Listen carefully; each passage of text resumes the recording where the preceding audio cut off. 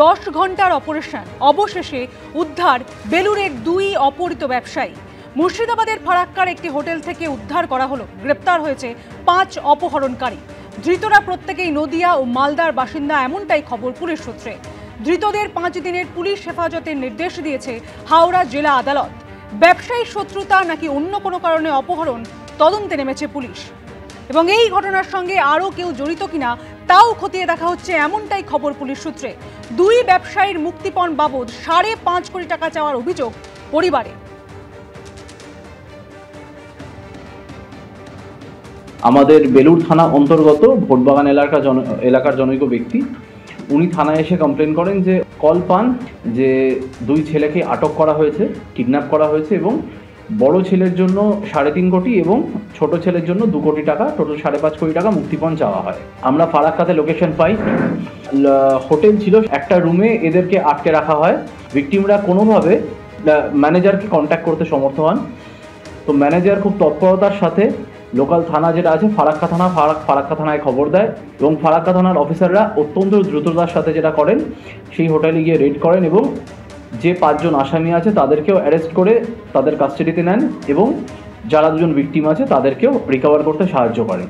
Apparently আমরা যেটা পাচ্ছি যে কিছু একটা ব্যবসায়িক সম্পর্ক ছিল, এটা প্রত্যেকেই স্ক্র্যাপ মেটাল যেটা আছে তার সাথে জড়িত আছে। এবার কে কার কাছ থেকে কিছু টাকা পেতো কিনা, পেলেও সেই অ্যামাউন্টটা কতটা কি আছে সেটা উইথ ইনভেস্টিগেশন ক্লিয়ার হবে। এদের মধ্যে একজনকে অ্যাটলিস্ট আমাদের যিনি ভিকটিম আছেন চিনবেন। রাজ্যে বিধানসভা উপনির্বাচনেও জয়ের ধারা অব্যাহত রইল তৃণমূলের। এবার মাদারিহাট আসনও হাতছাড়া হলো বিজেপির। পদ্ম প্রার্থীকে হারিয়ে উত্তরবঙ্গের আরও একটি আসনে জয়ধ্বজা ওড়ালো রাজ্যের শাসক দল। শুধু তাই নয়, লোকসভা ভোটের তুলনায় বাড়ল জয়ের ব্যবধানও। এই প্রথম আলিপুরদুয়ারের মাদারিহাট বিধানসভায় জিতল তৃণমূল, হারল বিজেপি। পদ্মফুলের জায়গায় ফুটল জোড়া ফুল।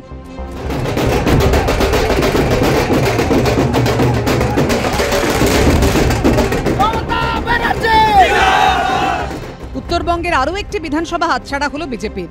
আলিপুরদুয়ারের মাদারিহাট কেন্দ্রে জয়ী হলেন তৃণমূলের জয়প্রকাশ টপ্প। বিজেপির রাহুল লোহারকে 28,168 ভোটে হারালেন তিনি।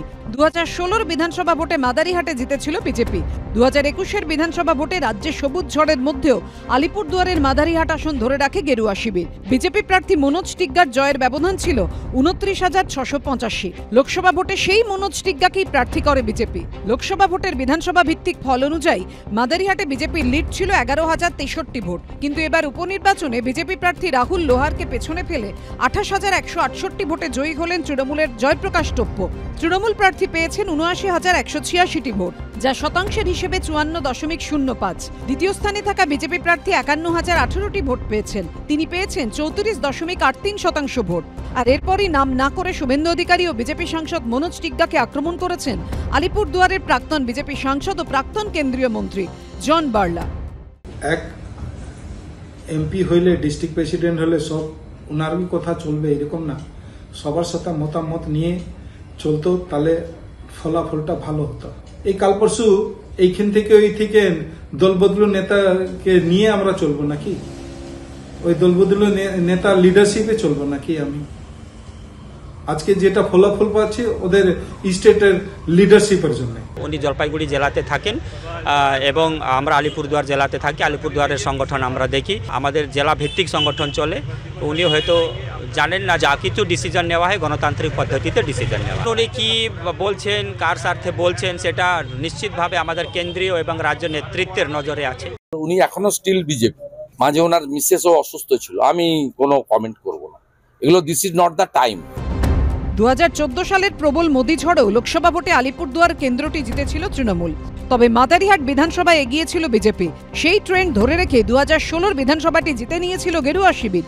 এরপর 2019-এর লোকসভা, 2021-এর বিধানসভা, এমনকি 2024 সালের লোকসভাতেও এখানে পদ্ম ফুটেছে। বিজেপির মধ্যে একটা অগণতান্ত্রিক পরিবেশ, গোষ্ঠীবাজি, সেখানে নানা গোষ্ঠীর বিভিন্ন ধরনের কাণ্ড কারখানা। জন বার্লা নিজেই খোলাখুলিভাবে সেগুলো বলে দিচ্ছেন, এগুলো তো বাস্তব। ফলে যারা কিছু সময়ের জন্য বিভ্রান্ত হয়ে বিজেপিকে ভোট দিয়েছিলেন, তারা আবার তৃণমূল কংগ্রেসকে ভোট দিচ্ছেন। শক্ত ঘাঁটিতেও বিজেপির পরাজয় নিঃসন্দেহে তাৎপর্যপূর্ণ। অরিন্দম সেন, রাজা চট্টোপাধ্যায় ও সমীরণ পালের রিপোর্ট, এবিপি আনন্দ।